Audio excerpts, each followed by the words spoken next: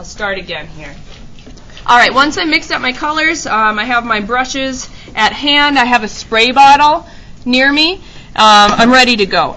And I want to think about my knowledge of color theory from Drawing and Painting 1 and from other art classes that I've taken, because that's really going to help me create this. It's also kind of like a trial and error thing. It took me a little while to get used to really understand how like the combinations of paint and like dipping strategies worked.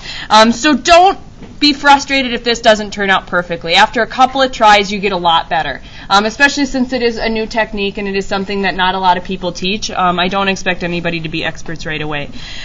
So I want to kind of look at this leaf and break it down into chunks. There's a lot of veins running through the leaf, so I'm going to start like in this triangle here. You want to think about good stopping points, because you're not going to be able to do all of this at once, because you'll miss opportunities to do some of the techniques we talked about yesterday.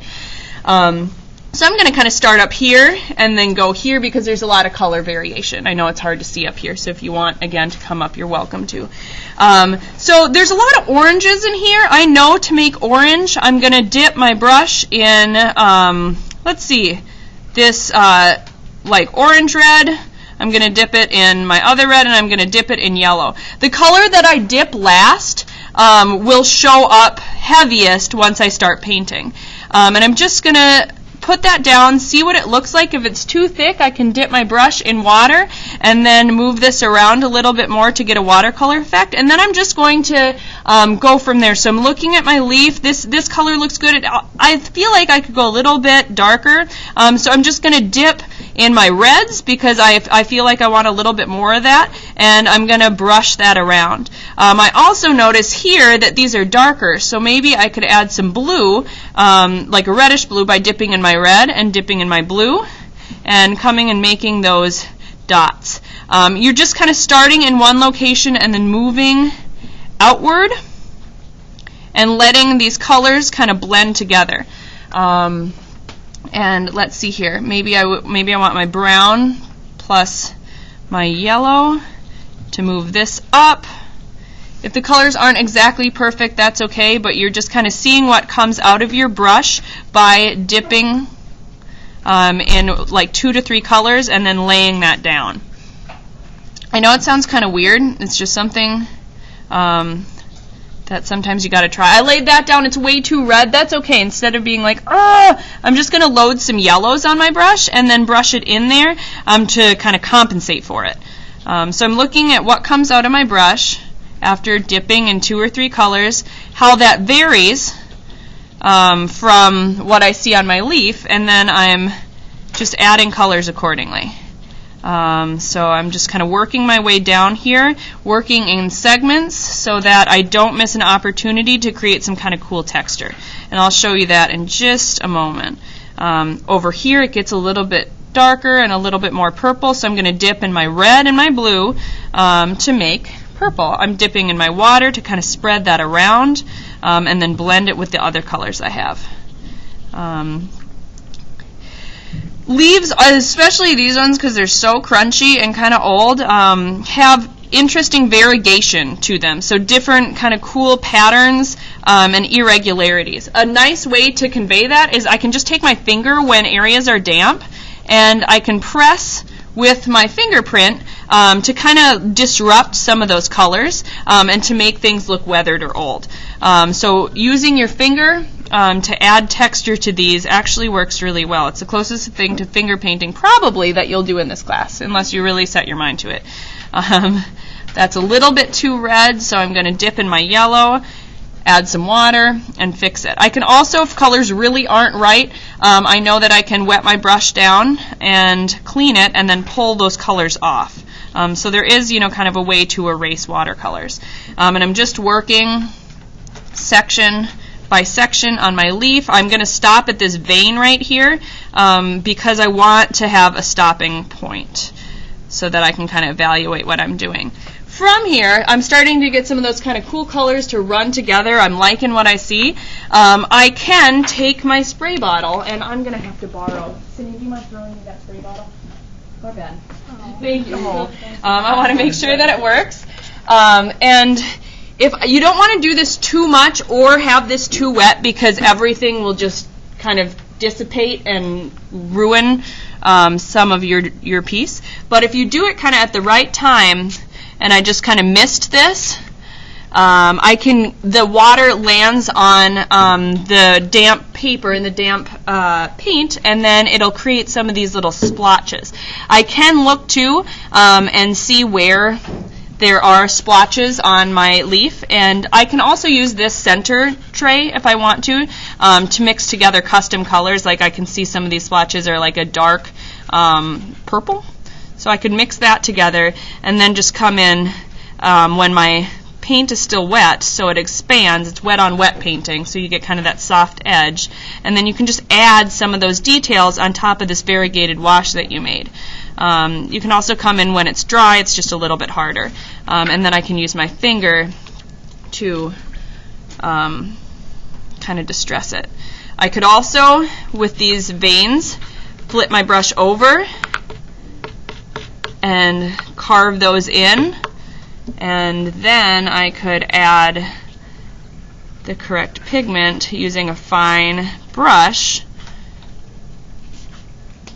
to really add some of that detail. There's some dots here. I see the edges are kind of crispy, so maybe I'll add some dark around the edges. So you can do a lot with this once it's dry or drying as well. But I'm just going to do a little bit more over here. I'll do this section of the leaf and keep talking through it. If you are ready to try it, you can. If you want to wait for me to be able to walk around so that you can ask for help, that's totally fine too. So this area is kind of like maroon, so I'm going to not use a lot of my yellow. I'm going to use my 2 reds, or if you just have 1 red, that's fine, and my blue, and start to create that. Where there are lighter areas, you can add water. You can also always pick this up too, if you want to let gravity do its thing.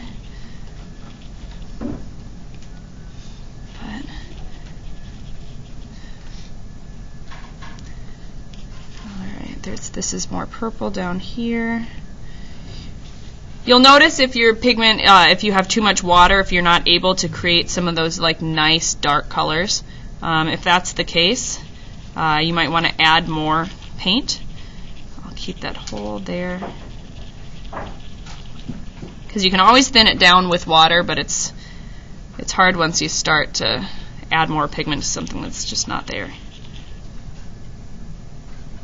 You can always use that nice neutral color too, that mix of all 3. If colors aren't working as well as they were, just give them a stir with a clean brush to kind of redistribute the pigment. And I'll walk around with what I have so far once I finish this leg of it. So just thinking about what combinations of colors make other colors. So, what combination of primary colors makes a secondary color or a tertiary color, and then going with that. Color theory is your friend for this assignment. It's always your friend.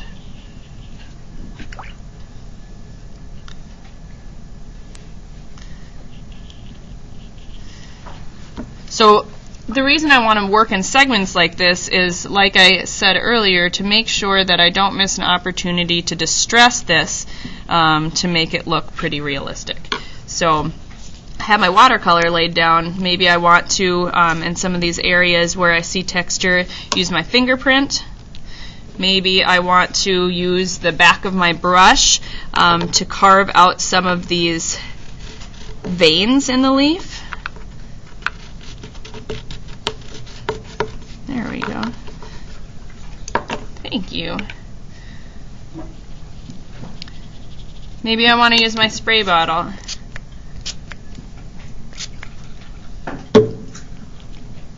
And then touch my leaf with my finger to get it to look distressed. Let's see here. Maybe I look and I see some detail that I couldn't capture while I was doing the initial dipping. I'll mix up some of those colors and then come in and then add it to a damp or dry area. So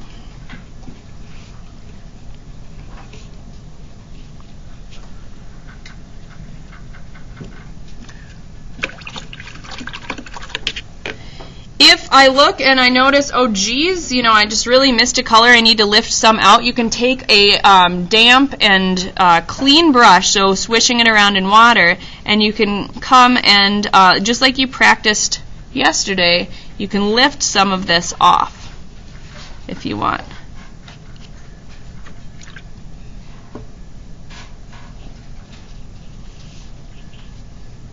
Okay, so in a second I'll walk around with this.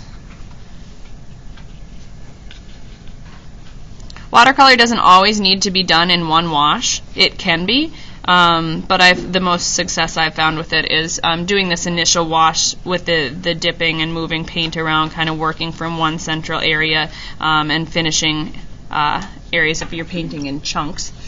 And letting that dry a little bit, maybe distressing it with the techniques that I talked about, and then reassessing it once it's dry or almost dry, and going over areas with some of the techniques we talked about yesterday. So washes, wet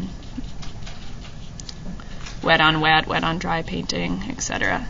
So I'll just walk around with this, and then I'll help you get started if you haven't already.